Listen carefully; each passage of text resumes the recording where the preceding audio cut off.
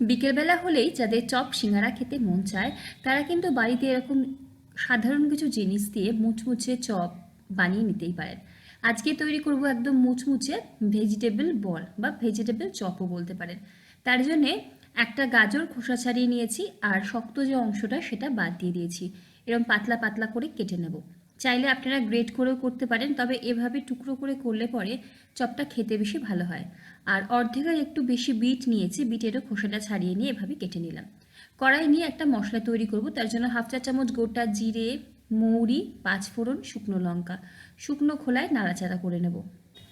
মশলার ড্যাম্প ভাবটা চলে গেলে নামিয়ে নিয়ে ঠান্ডা করে একটু দানা করে গুঁড়ো করে নেব। ওই কড়াইতে 1 টেবিল চামচ সর্ষের তেল নিয়েছি, তেলটা একটু কম ব্যবহার করছি। পুড়ে 1 মুঠো বাদাম ভেজে তুলে রাখবো। পুরের জন্য আপনারা চাইলে আরেকটু তেলের ব্যবহার করতে পারেন, যেহেতু ভাজবো তেলে, খুব বেশি তেলে ভাজতে হবে, তাই জন্য পুরে কম তেল দিচ্ছি।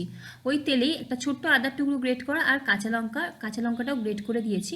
অল্প একটুখানি নুন দিয়েছি যাতে তেলে আদাটা দিলে না ছিটকোয়। 30 সেকেন্ড মতো আদা কাঁচা লঙ্কা নাড়াচাড়া করে কেটে রাখা গাজর আর বিট দেবো। 1 মিনিট গাজর বিটটাকে ভেজে নিয়ে দিয়ে দেবো নুন, হাফ চা চামচ করে হলুদ গুঁড়ো, লাল লঙ্কার গুঁড়ো, আর 1 মিনিট মতো লো ফ্লেমে সমস্ত কিছুকে নাড়াচাড়া করে নিয়ে ঢাকা দিয়ে দেবো। ঢাকা দিয়ে গাজর বিট সেদ্ধ করে নেব। গাজর আর বিট নুন দেওয়ার ফলে যে জল ছাড়বে তাতেই সেদ্ধ হয়ে যাবে। যদি যদি মনে হয় জলের প্রয়োজন, সেক্ষেত্রে অল্প একটু জলে ছিটে দিয়ে গাজর বিটটাকে ভালো মতো সেদ্ধ করে নিতে হবে। এখানে দেখুন বিট গাজর সেদ্ধ হয়ে গেছে। স্প্যাচুলা দিয়ে চেপে ধরলে কিন্তু বোঝাই যাচ্ছে যে সফট হয়ে গেছে। এবারে দুটো ছোট সাইজের আলু সেদ্ধ করে রেখেছিলাম, খোসা ছাড়িয়ে নিয়ে গ্রেটার দিয়ে গ্রেট করে দিচ্ছি। চাইলে হাত দিয়ে ভেঙেও দিতে পারেন। দিয়ে দেবো ভাজা মশলা, আর এর মধ্যে কিন্তু ধনে গুঁড়ো আপনারা অবশ্যই ব্যবহার করতে পারেন। একদম লো ফ্লেমে রেখে সমস্ত কিছুকে ভালো মতো মিশিয়ে নেব। বাইন্ডিংয়ের জন্য আমি আরেকটু এখানে ব্রেড ক্রাম্বসের ব্যবহার করছি, এতে চপের স্বাদটা কিন্তু খুব ভালো হয়। ছাতুও দিতে পারেন 1 টেবিল চামচ পরিমাণে। এবারে দিয়ে দেবো ভেজে রাখা বাদাম। এবারে একটা স্ম্যাশার দিয়ে ভালো মতো ম্যাশ করে নিচ্ছি সব কিছুকে, যাতে সব কিছু ভালো মতো মিশে যায়। গাজর আর বিটগুলো যেন একদম ছোট ছোট টুকরো হয়ে যায়, খুব বেশি যেন লম্বা লম্বা হয়ে না থাকে। বেশ কিছুটা ধনেপাতা কুচি, অল্প একটুখানি গরম মশলার গুঁড়ো দেবো। ভালো মতো সব কিছু মিশিয়ে পুরটাকে আমাদের এরকম টাইট করে রেডি করতে হবে। নুনটা টেস্ট করে নুন দিয়ে দিতে হবে। আমি নুনটা কিন্তু এই সময় টেস্ট করে নিয়ে অ্যাডজাস্ট করে নেব। আর 2 চিমটি চিনি দেবেন। ভেজিটেবিল চপের পুরে একটু চিনির ব্যবহার করলে খেতে ভালো হয়, আমার দেখানো হয়নি। পুর রেডি করে নিয়ে নামিয়ে রাখবো। একটা পাত্রে 1/4 কাপ কর্নফ্লাওয়ার নুন গোলমরিচ দিয়ে গুলে রেখে দেবো। আর আরেকটা পাত্রে বেশ কিছুটা ব্রেড ক্রাম্বস নুন গোলমরিচ দিয়ে মিশিয়ে রাখবো। এবারে এই পুরের মিশ্রণটাকে নামিয়ে নিয়ে ঠান্ডা করে নিয়ে ছোট ছোট এরকম গোল গোল বলের মতো করবো। পুরটাকে কিন্তু ভালো মতো ঠান্ডা করে নিতে হবে।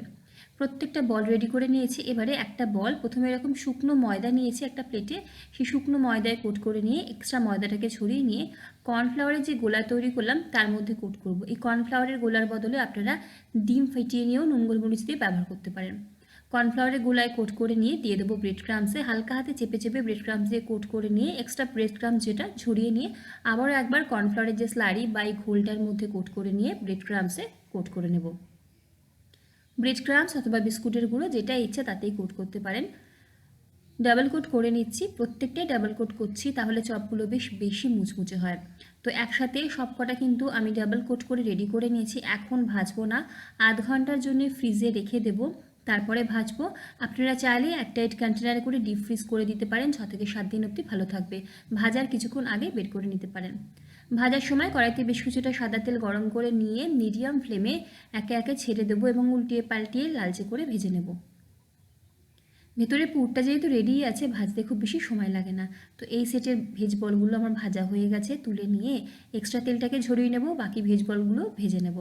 আমি একটুখানি পেঁয়াজের স্যালাড, কাসুন্দি আর চা দিয়ে সার্ভ করেছি। যাদের পছন্দ তারা চা দিয়ে খাবে, আর যাদের পছন্দ তারা কাসুন্দি আর পেঁয়াজ দিয়ে খাবে। Perfect combination. আজকের ভিডিওটা এই অবধি, দেখা হচ্ছে পরের ভিডিওতে অন্য কোনো রেসিপি নিয়ে। সকলে ভালো থাকুন, সুস্থ থাকুন, হাসি খুশি থাকুন।